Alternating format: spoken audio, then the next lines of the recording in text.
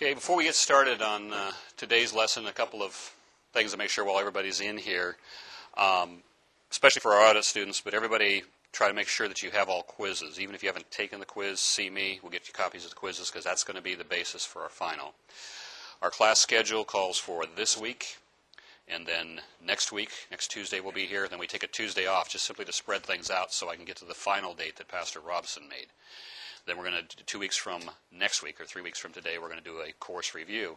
I'd also like you to, as you go through, to try ahead of that course review, after we do our last lesson next week, last regular lesson, I'd like you to, anything that you are a little fuzzy on or anything else will be very beneficial, I think, for everybody, because those are probably the harder things for everyone to bring to class and ask those questions. I'll probably use like the summary slides and a couple things that I'm aware of on the slides, but I'd rather the whole class was just questions from you guys, because we'll give you guys first shot at it, and then we'll kind of go through that.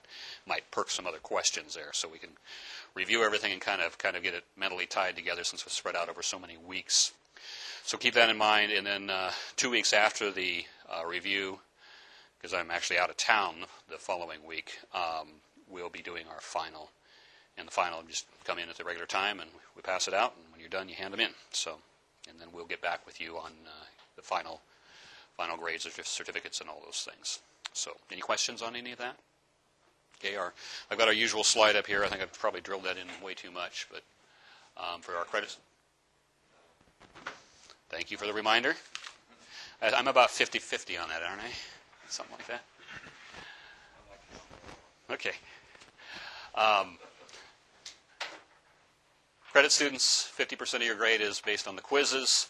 And remember our bonus quiz that those of you are able to do, that's going to give you another 100% to add in, which should bring your average up considerably. 50% on the final exam. Then audit students, we want to see you do at least 7 quizzes. That includes the bonus quiz, and then complete the final exam. We're not so worried about scores, but the idea is if you're auditing is to help you learn, and that's what we're trying to do here. We've added some requirements. A lot of times audit students don't have any requirements, but those requirements are for the certificate, so keep that in mind as well. And then we're going to do that, like I mentioned, make sure you have every quiz ahead of time, because our final will consist of random questions from those quizzes. We're going to talk a little bit about what we call outreach. Outreach is just essentially going to be any church-sponsored activity that takes place outside our main auditorium. So in a sense, our teen church, which is where these speakers are from, are outreach because it's a little bit different setup. Normally we consider it to be more portable, but then when we have special activities like our spring program and those things, we go out on the ball field. That's outreach. Outreach can be way out, though, too. Elsewhere on the church property, as I mentioned, at a park, get something together, and you're going to need a sound system for whatever kind of special service you're going to have at a park. Could be putting on a concert, maybe with some preaching. Could be just straight preaching. Could be a lot of different things. Something to get kids in there. A community center, Grange Hall, other small shared space. Keep in mind, especially when I think of that, when I think of Grange Halls, that like a startup church is essentially going to be doing an outreach every week because they can't leave their stuff in a permanent installation in a rented Grange Hall, for instance. So some of the concepts we talk about here are beyond just having specifically something that's strictly an outreach program. It might be just a church just getting started. Coliseum, stadium, and other large venues. They go up from there. You get our gym. I consider that to be an outreach too. And as the venues get larger, the cost and everything else goes up, and the expertise required for the sound reinforcement may be beyond you. Or some of these places, like if somebody ever gets involved in a citywide campaign, like they do a lot of those in Asia and those kind of things, here in the States, you wind up having to deal with, if you rent the place, you have to use these people and this system. A lot of that's driven by union rules and organizations and stuff like that. But we should still know a little bit about, maybe we get into a little bit larger venue, we still should know enough, and we should use our knowledge to complement whatever we're doing if we're involved in an activity like that. Getting the right gear. Very important to have what we need for our special program that we're putting together as we reach out into our communities. You need to consider the size of the event. That's going to be driving what we have for the gear that we set up. How many people will be on the platform? That's going to involve our mixer, those sorts of things. How many listeners are expected? So we're going to have a few people. Will crowd noise have to be overcome? If you have a more informal environment like a park or something like that, other activities are going on, you're going to have enough power there not to deafen people, but for them to be able to hear you over that other noise. Cars going by, that kind of stuff too. Location. Indoors or outdoors, that's probably the biggest differentiator in how we handle our sound, is whether it's inside.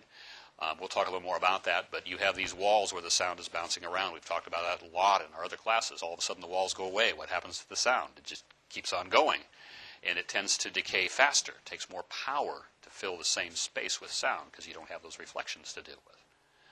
Weather consideration if you're outdoors. So now we've got to worry about the rain coming right in the middle of our program. We have all this electrical stuff sitting out in the open. That might be a problem. Does the room, if it's a room, need treatment or other consideration? Is there something we can do with the room to make it sound better? And that could be gear, that could be treatment on the walls of something portable that we can put up. Does the venue provide equipment? So if you rent a place, are they giving you sound equipment? And certainly is that equipment that they're giving you, which a lot of times in a hotel environment, for instance, many of those systems are very inadequate. And you may want to bring in your own anyway, as long as they agree that you can do that. Budget. How much are you going to spend on that gear? There should be adequate gear and or money for rental of that gear to meet the sound engineer's goals, of our goals that we've emphasized throughout this course of transparency and clarity. If the budget is not adequate to cover necessary gear, you should make a strong case to reconsider the size, the place, or something so that you can get the sound to the ears that need to hear it. Again, we're assuming that if it's an outreach program, we're involving the gospel of Jesus Christ, it's important that it go out. So, another question, you're short on money, you got this gear sitting in your auditorium, should you use it? Here's some questions to consider. This could be we're not just talking about grabbing our mixer and running outside with it. Could be microphones, speakers, wireless mics, not just the mixer itself.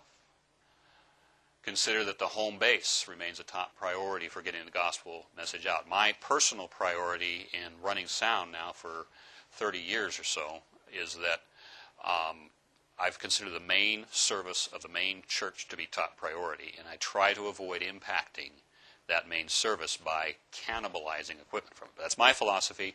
If you're in a different environment with a different church, I think that's a good philosophy, and you should try to do that. But you may have to compromise and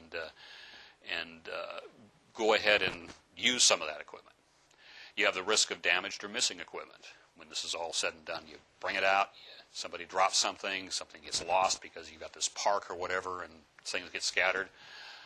Misconnected equipment during the next service. So you put it all back together, everything's there, it looks good, but now this wire is in the wrong place, it's not sending a signal where it should. The mixer's all adjusted, all the EQ that you had spent hours adjusting for the service has to be set back right. Those kind of things you have to concern yourself about. And then misadjusted, which is what I just talked about, where you've got the board set up. If you have no choice, give yourself lots of time. So you're going to make time if you're borrowing equipment from your main auditorium. You want to make time before your next service to make sure that equipment is running like it did before you took stuff out of there. You need to think about what's going on the platform. If it's just one guy getting up and preaching, that's a pretty simple event. You don't need to necessarily have a lot of gear to deal with that. You don't have to have a big mixer or anything else. You don't have a lot of outboard equipment necessarily. You might need a lot of power, but that's on the other side. That's off the platform. The number and type of microphones and other platform equipment needs to be considered. So how many microphones, where are people going to be? All the stuff we talked about in organizing a regular church service now becomes a one-time thing that you're still dealing with when you're dealing with these events. Wireless microphones, will they be handy? Again, you have the frequency issues, you have the battery issues, and now you're moving into an environment where you don't necessarily know that those frequencies will be clear on that day. So you have to be real careful with wireless microphones. It'd be best if you had one that you could change frequencies on. So right before the service, you can set up and listen. And okay, this is a noisy channel. Maybe turn on the receiver by itself. That's one good way to check and say, is somebody else's baby monitor on this channel? So you get the kid crying instead of the preaching going on. So consider what you're going to need there. Direct boxes, again, power isolation becomes, I believe, even more critical here from the point of view that you may have multiple outlets. If the venue, let's say we have an outdoor platform where they have power there, and then you're having to run extension cables and everything else, you can have possibility of some ground loops and things that the direct boxes can come in very handy for. And of course, for feeding line level inputs into a mixer and so forth. Do you need a snake to run from that mixer to wherever? Are you just going to lay a bunch of cables on the ground? How are you going to cover cables? You've got to think of those things. Do they need monitoring on a platform? That's real simple. Again, preaching only, maybe a little bit of singing. You might be able to get away without monitors, but you might need monitors too. So that's another question when we're dealing with what the platform requires. How complicated is the mixer? What I have over here is it's got 6 microphone inputs. It's called a 14-input mixer, but there's only 6 microphones. But it has enough to do most basic outdoor outreach services and things, as long as you don't need more than 6 microphones. It doesn't have the handy mute buttons, I don't think. Yeah, those are solo. No, I'm sorry, it does have the mute buttons. So it has enough. It has enough features that you can do the basic operation of the service there, instead of having that thing that size instead of something that size. So that's very very helpful that you have these portable mixers available. You need enough inputs and outputs, including if you're going to be driving monitors. You need to consider that. Reasonable EQ. You go from 5 knobs on that one down to 3 knobs on this one, low, mid, high. You don't have the parametrics. So that may do quite well, especially in an outdoor venue. We'll talk about that in a little bit as to why. And then if you're going to do any processing, you may need inserts on that mixer. So you need to think of those things. So you can get mixers down under $100 that have a couple of channels on them, nice little portable thing that you can take out and do things with. But then as that complexity of that platform goes up, the complexity of the mixer goes up with it too. So keep that in mind. Now we look on the other side. Okay, we've got our platform set up. We have enough microphones and everything else. Now we have to get that sound to fling out to the right people in the right ears, and for them to be able to hear it well. How big is the expected audience? That's going to be the driver for how much power you're going to need, how big speakers you're going to need, how many speakers you're going to need to reach them.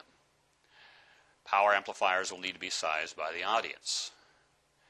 Just as some examples, these are kind of like rules of thumb that you would start with. Lower powered portables. You can get a portable system that has amplifier, mixer, and then maybe some speakers to go along with it. You can get a complete portable system that will do those small crowds just fine, a couple hundred people, 100 to 500 watts of power, and they work very well. As that crowd gets bigger, the system then has to grow with it. So higher powered systems are with separate amplifiers may be necessary to reach larger crowds as numbers increase. This could require several thousand watts. So we're getting into that even without strong bass reproduction. Most of our services aren't going to require subwoofers, so we're not talking about that. We're just talking about getting that sound out to the people. Multiple speakers may be necessary. We have to forego our single speaker concept a lot of times, especially with outdoor events, because we're trying to drive a lot of sound out there. So we have to adjust our speakers, keeping in mind that the comb filtering can still happen outdoors as well as it can indoors. We just don't have to deal with reflections. So comb filtering can still be an issue. Speaker stands, like we have here, one shown there, are very useful for all but the largest events. I'd say that we can go up to 400 or 500 people with this kind of a speaker arrangement.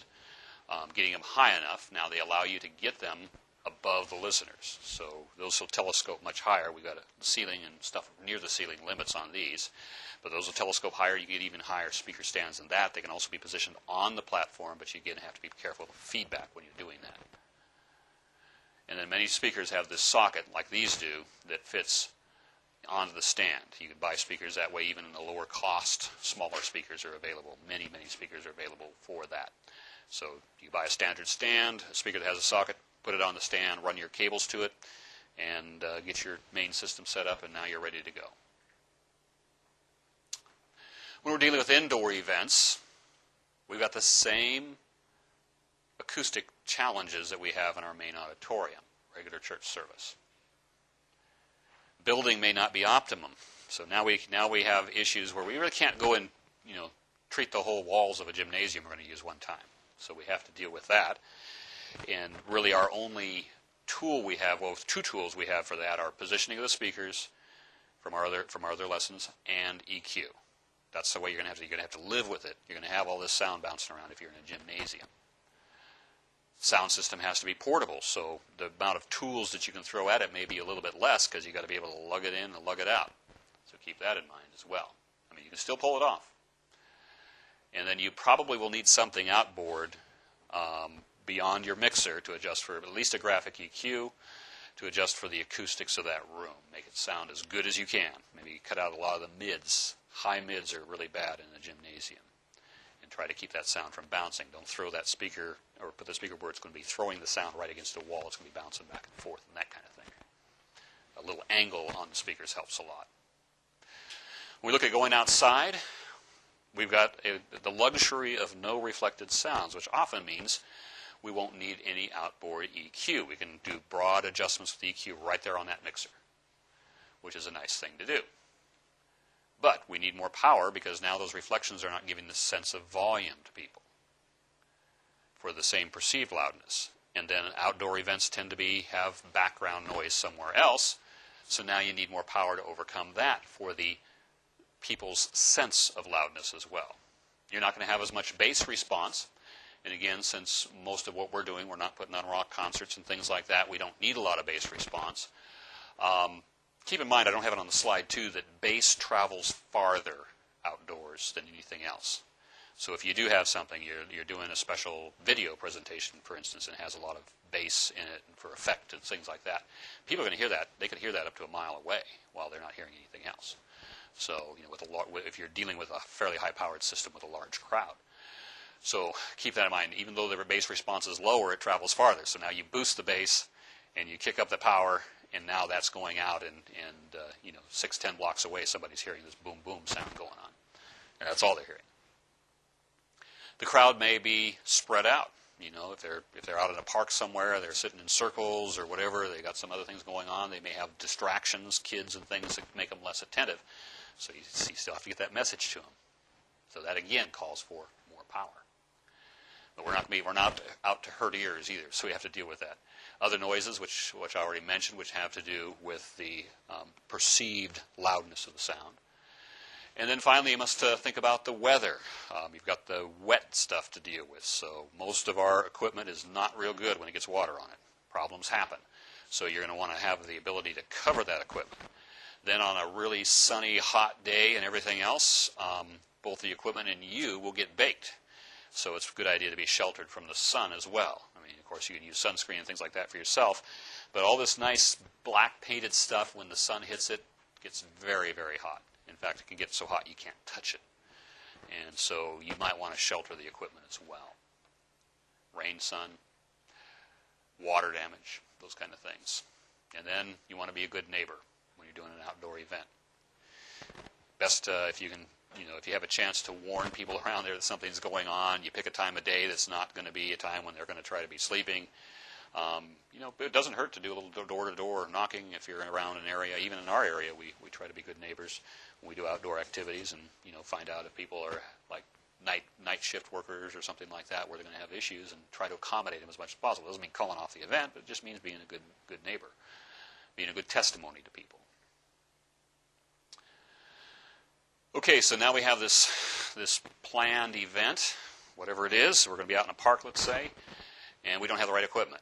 What are our options for renting equipment? Many towns, a lot of your music stores, your stores that cater to musicians and those kinds of people that have sound equipment will rent. A lot of times they'll have stuff, certain stuff that's off the shelf that they use for a while, and they sell it at a discounted price at a later time. You can rent equipment better for one-time large events. I don't have experience in this area. The only equipment rental I have is in more technical equipment. But generally, the pricing for that, the technical equipment, is about 12% of the purchase price per month. So I can't tell you what it would cost to rent a board, whether it's $100 or $300 or whatever. But it probably would be fairly significant because that person that's renting the equipment is going to want to recover. They've taken a brand new box off the shelf. They've given it to you. It's going to have certain wear and tear on it when they do this multiple times, so they're going to want to recover their cost. And just the prepping it and getting it ready and then checking it when they get it back, that kind of thing. It's nice because you can avoid cannibalizing your auditorium for equipment that you wouldn't want to use for your special event. You don't have a purchase cost, you have a rental cost. And again, you just have to call around and find out what people want for this sort of stuff. You don't have to worry about storing it when you're not using it. You may not be familiar with the operation. Now we're talking about a little bit of the downsides of that. So now we got another board that we don't know what half of the knobs are for, and we've got to be able to deal with that too. And as you get more and more events, especially, you're going to hit a certain cost trade up to where it becomes more cost effective to purchase. And you just have to look at your rental versus your purchase price. Okay, we got all this equipment set up. We got our speakers, we got our amplifiers, and we need a certain amount of power to run it. Where's that power going to come from? Many locations, I'm thinking of the outdoor locations especially, will not have power readily available. A lot of parks won't. Some that are set up for that sort of thing will. Lighting must be considered if the event will be held after dark. If you're doing something in the evening and you don't have other lights around, or there's not enough ambient lights, you may need some lighting. And we're not talking about the rock and roll type concert necessarily, but you may be able to want to see the person on the platform. You may want to be able to have people where they're not tripping and walking around and things like that. And lighting can often be a much bigger load than your PA system. So, long extension cord runs, and I'm saying over 100 feet, should only be done with the smallest systems, like your 200-watt systems or so. You can push those limits a little bit, but you're going to want to use a heavier gauge cord, and I'd recommend a 14-gauge wire or less for those kind of runs. What happens as the wire gets longer, there's a concept in electricity called resistance. The resistance of that wire impedes the flow of the electricity through the wire. And what it does when that happens is that as more current, more power is drawn, the voltage goes down because of that resistance of that wire. So at some point, your equipment's going to start acting weird because it's not getting enough voltage. So that's why you want to use a heavier gauge extension cord when you're doing long runs. And I don't recommend going hundreds of feet. That's we've done it, but I'd rather not do it that sort of way. So then you have the option, if you can't get there with a decent long extension cord, of a portable generator. You want to use that, of course, when the AC power is unavailable. And there's different sizes available, all the way from little carry-along portables that generate a few hundred watts to a few thousand watts for something that might have a couple of wheels, and you can rent these kind of things. And you can also rent the big trailers that can give you 10,000 watts, 50,000 watts, and more. So you have to go through and say, how much is my equipment going to take? How much is the lighting going to take? How much is everything else going to take? And then I'm going to add some in so that I make sure that I'm not running short. Because you start overloading these, voltage drops, equipment goes crazy on you, or can't even be damaged. So you need more capacity than the largest load expected. And a lot of them will be rated in what they call kVA, which is kilovolt amps, which is a little bit different from kilowatts. They're between the two systems, generally you'll see more kVA will be a higher number than kilowatts because of the way the power is. And what that has to do with is that AC, I don't want to get too deep into it, but AC signals that go along there, many of the pieces of equipment only use the topmost part of that signal. Remember that AC is what we call a sine wave. So because they do, then the load goes down when they reach the lower parts of that waveform. And so you need to have more reserve power there to deliver those watts. Okay, we'll try to keep it as simple as I can, but just keep in mind, you'll see kVA and you'll see watts. And watts generally are a little more pessimistic, meaning that if you do size your generator and it's in kVA or VA, which is not, kilo means 1,000, okay? If it's in VA, volt amps, which is watts, comparable to watts in a way, you're going to want to have a higher number than you expect in the wattage load that you're going to be carrying. Okay? Confuse you well? I take issue with the book. I do not believe that all generators are going to be cleaner than your utility power. The generator's power quality, it's a small system, it's going to be dependent on that generator. And there's other things that have to do with it. If I have a piece of equipment, like they have a good advice, for instance, of making sure that the lighting does not plug into the same branch of the circuit as the audio, because lighting can cause interference if it, depending on the kinds of lighting you're using. You have some of the mercury vapor, which is a very common outdoor light. So a lot of those will put out some switching noise. So you're going to potentially get that into your audio through that. And instead of having this great big sponge of a system called the PUD to soak up those things, now we got this little tiny generator that has that. The generator itself will vary in quality depending on how they're generating it. If it's a mechanical generator and it uses just normal magnetic type AC generator, it's probably pretty clean. If it's using more electronic switching, which like a lot of the UPS type things will use, then a lot of times they don't do a true sine wave. They do what they call a pseudo sine wave, which is more of a trapezoidal looking waveform, which has all kinds of noise on it. So the best advice we can give in the depth that we're covering things here is to say look for a high quality unit, because you don't want to damage your equipment. You don't want weird things happening and buzzing sounds and so forth going into your system. Put it in a place where noise is not a problem. Now, this kind of noise I'm talking about is the audible noise of that engine running. You don't put it right next to the stage. You might have some issues there, depending on how loud it is. Some of them are pretty quiet, but it's still going to be another noise you're going to have to overcome. So you want to hide that wherever you can, as far away from ears as you can get it. Have plenty of fuel, well beyond expected runtime. Everybody's going to claim that they use 2 gallons an hour, or gallon an hour, or 5 gallons an hour, or something like that. And if you use those numbers, you're probably going to run out of fuel if you don't give yourself some extra. So right at the end, right when the invitation's about to happen, the lights go off, the system goes off, and you're out of power, and it's not a good thing. You want to be very familiar with the operation of one. If you haven't run one of those, find somebody that has, or spend some time with it.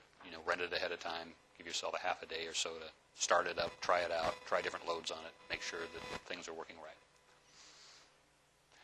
And then, as they mentioned, larger installations, as mentioned in the book, require a distribution box, which is a really nice thing to have. It just takes the big power and splits it up and gives you a bunch of different outlets to put on there.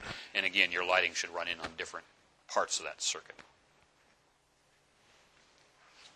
Kind of locations, are going to kind of revisit our locations a little bit in a little more depth here that we're going to be looking at when we do have different venues. Again, reiterating on our outdoors, there's no difference really in how we hook up our system.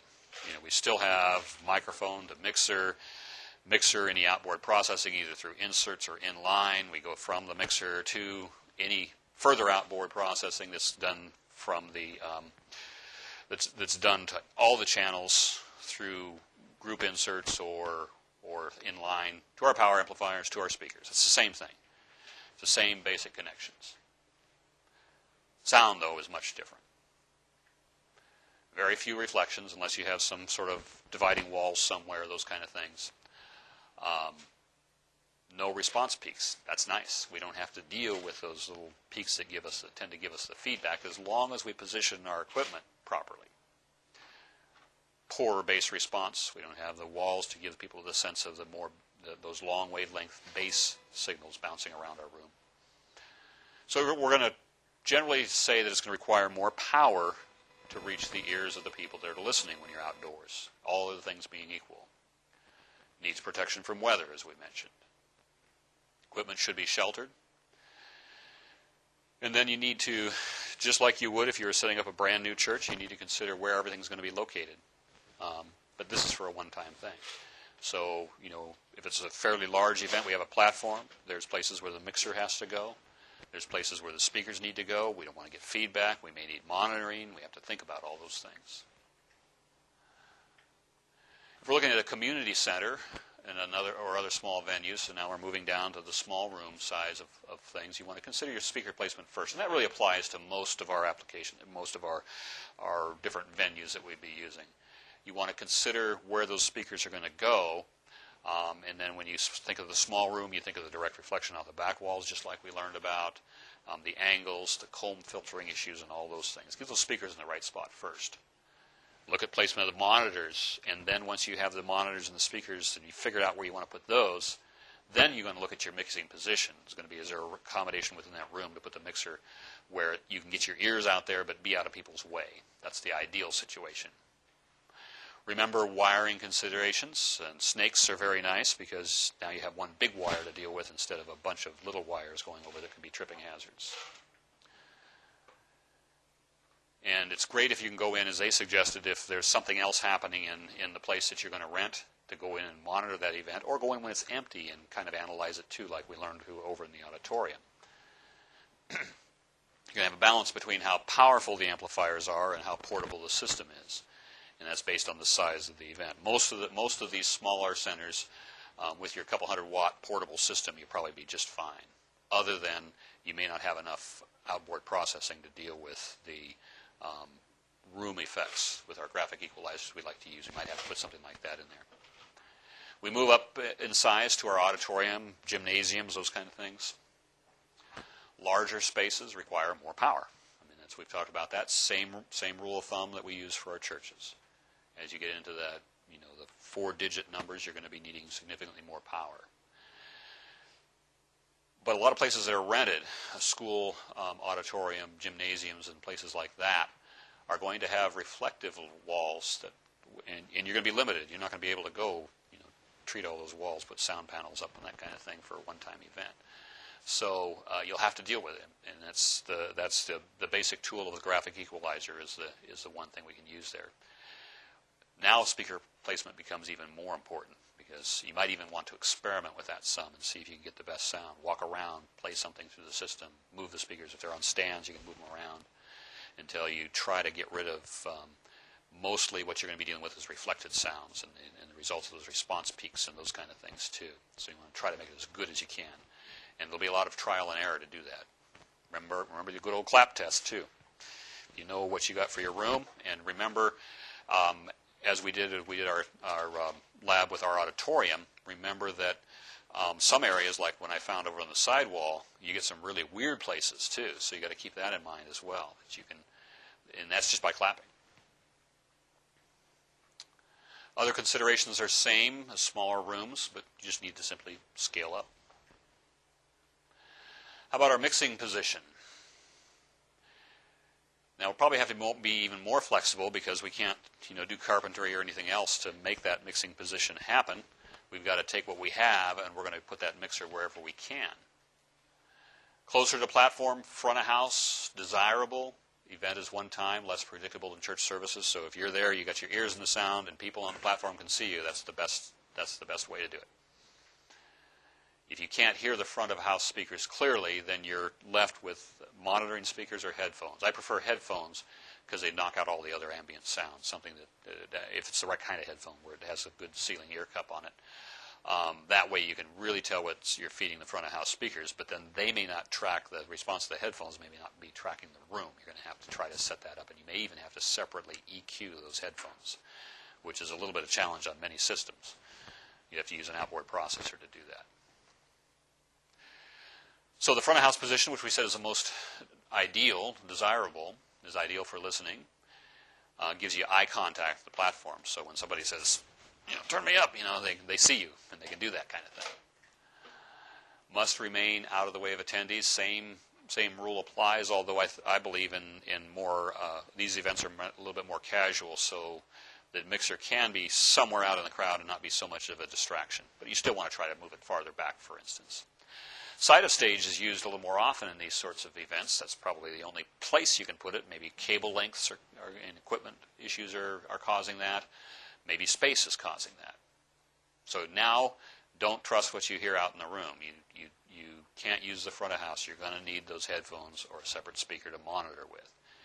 Do not use the stage monitors. Good advice that's in the book too, because if that monitor is facing towards the people and you're off on the side of the stage, then you're not going to be hearing the direct sound from those monitors. And so you can't gauge the blend, you can't gauge the EQ or anything else from that.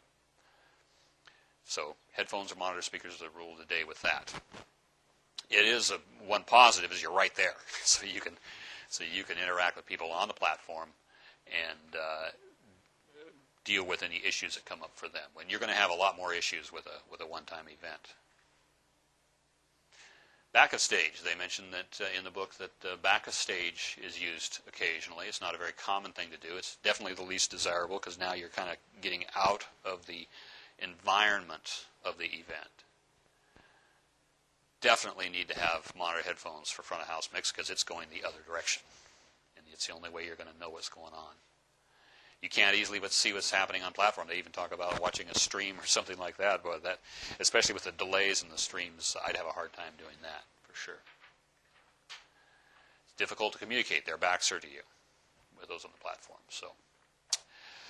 So quick coverage of some high points, more or less, for an outreach program, just to kind of give some food for thought. And there's a lot of things to consider when we do this. Bear in mind that your services are going to be a lot more flexible. It's going to be a one-time, different sort of thing when you're working in a church environment with regular church services. Many churches are like ours, not all, where it's the same order of service, and you pretty much run those in your sleep. And I have to confess I might have done that once or twice as well, because the same thing happens every time. You know there's a song, you know that's it. When you're dealing with a special event of some sort that's not in church, even in church, I mean, it can be a little different. I mean, we can kind of consider some of the lessons here to apply to like plays and things like that. But if you're definitely in a different location, everything's different. You got to really be on top of things. And those that are actually doing the speaking, the singing, whatever's going on there, are also going to be kind of out of their comfort zone too. So they're going to be a little more sensitive to problems that crop up as well. So you're going to want to be able to be on top of things, understand stuff, be able to troubleshoot better. So your skills should be pretty sharp, if you would, before you would take on something like this as an outreach program. Sharp enough, especially when you're dealing with, I'm talking about where you have to have a fairly complicated board and those things. If it's like a portable system deal, have at it. Just go out there, get that system set up, get a couple of hundred people out there in a park or whatever and get that message out. But if as it gets more complicated, you're going to want to get more experience in just getting familiar with the equipment and everything else before you embark on that by yourself. So we want to consider the planned event's location and audience when sizing the system. We definitely want to size our system right. Number of people speaking, number of musicians, how many microphones, that's going to drive our number of microphones, size of the audience.